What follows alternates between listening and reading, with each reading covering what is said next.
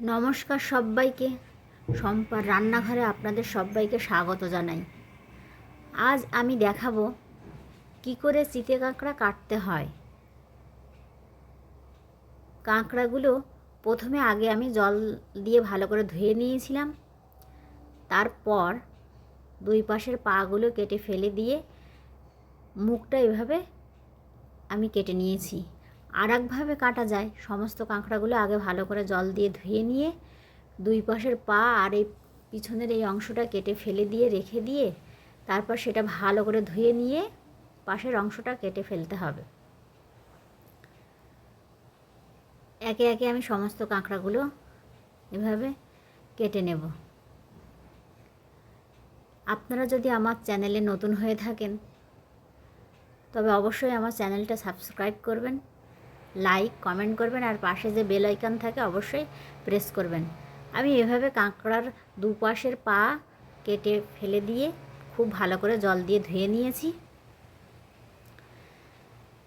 এরপর আমি মুখটা কেটে নেব। এভাবে ধুয়ে নিলে আর ঘিটা বেরিয়ে যাওয়ার সম্ভাবনা থাকে না।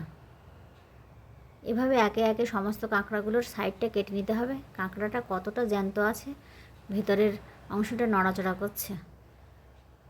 সমস্ত কাঁকড়াগুলো ওভাবে কেটে নেওয়ার পর এভাবে পিঠের খোসাটা ফেলে দিয়ে পাশে একটা ছোট্ট একটা শক্ত অংশ থাকে সেটাকে ভেঙে ফেলে দিতে হবে। আর দুপাশে যে সাদা নরম অংশটা থাকে সেটাকে সাইড থেকে ভালো করে পরিষ্কার করে নিতে হবে। আমার বড় মা এভাবে খুব সুন্দর করে কাঁকড়াগুলো একে একে পরিষ্কার করে নিচ্ছে।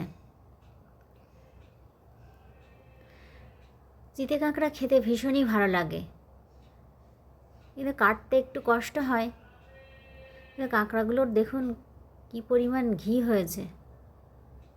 কাঁকড়াগুলো কাটার পর কোনোভাবেই জলে দেওয়া যাবে না, তাহলে ঘিটা বেরিয়ে চলে যায়।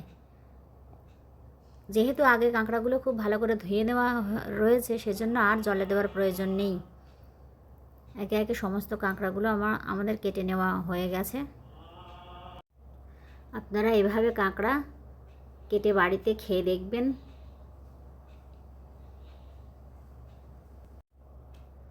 এরকম কেটে রেখে কোনোভাবে জলে দেওয়া যাবে না। একটা করে নিয়ে নিয়ে এভাবে পরিষ্কার করে নিয়ে নিতে হবে। কিছু সাইড কাটা রয়েছে আর এগুলো সাইড কাটা নেই। আমি খুব ভালো করে জল দিয়ে ধুয়ে এভাবে রেখে দিয়েছিলাম।